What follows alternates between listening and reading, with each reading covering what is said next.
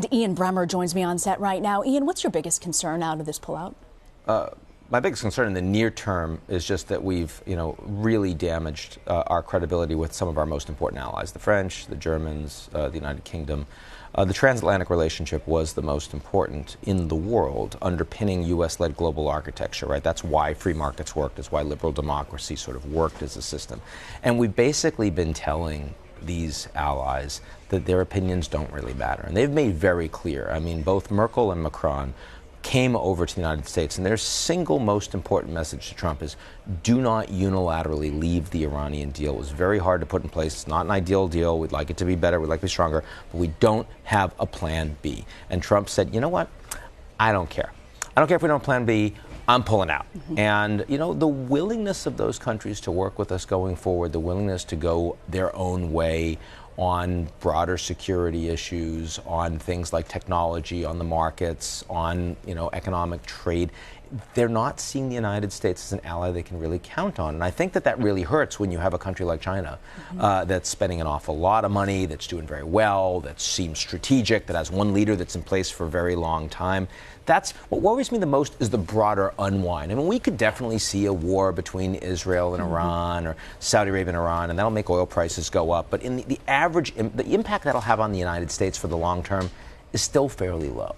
The impact it'll have on the United States in the long term, if our allies just don't think we're credible, and if America First actually does feel like America alone, and so therefore the Chinese increasingly have the model that more people want to listen to, that will play out with the average American over a very long time. That'll affect our kids.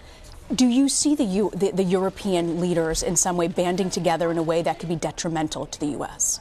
No, not banding together, because the Europeans aren't. If the Europeans were going to band together, they'd band together with us.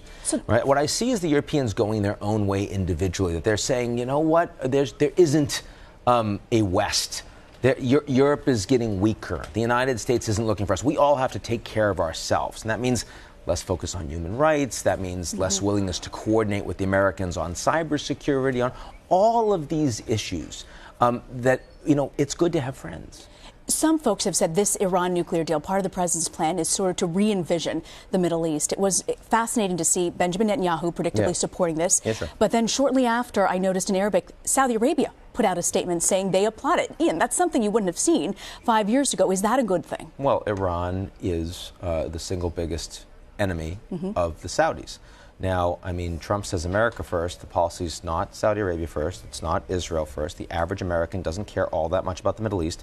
We don't get as much oil out of that part of the world as we used to. We're going to exceed the Saudis in our oil production and for top in the world later on this year. Yeah. So I don't know if that matters that much. I'm more concerned that the countries that are much more aligned with us, similar systems, economic, political systems, values, wealthy countries, larger economies, that they're basically saying, we really strongly disagree with this. I'm much more concerned than the Israelis. We had a great relationship with Israel under Obama. Netanyahu and Obama did not like each other, right, at all. And yet, in terms of security cooperation, military cooperation, technology cooperation, we were working incredibly closely with the Israelis. You know why? They had no choice. They're tiny. They have a few million people. The United States is their big friend. What else are they going to do? The Saudis, are a relatively small economy. Less than 30 million people. They're an oil country. They need to move away from that. Their sustainability is open to question. The Emiratis, 9 million people.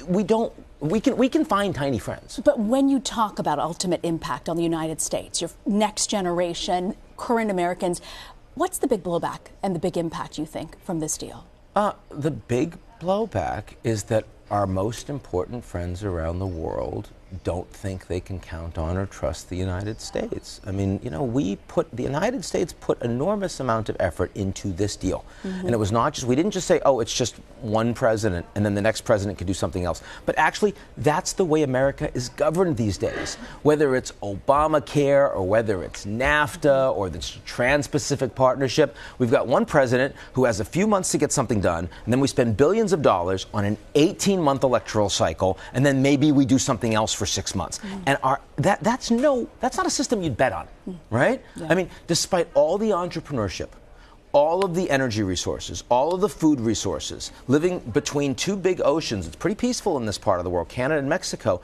Despite that, we're showing that we don't know how to govern. right? We don't know how to actually follow through and think long term. Trump's ability to find an opening and use American strength to get something fast done, like striking Syria, for example, when Obama didn't do it, or get a better deal with the South Koreans because we're a lot bigger, we can squeeze them, better deal with the Brazilians. He's shown he can do that. What Trump has shown he cannot do is strategy. What Trump has shown he cannot do is think long term, that this is a relay, and he's grabbed the baton from Obama, and in another 4 or 8 years he's going to give it to someone else, and that our allies and our antagonists actually relate to us in terms of how we run the race, not how an individual president is going to perform. That's something that Trump has completely failed at, and it undermines American power. Ian Bremmer, thank you for joining us, Ian. Sure.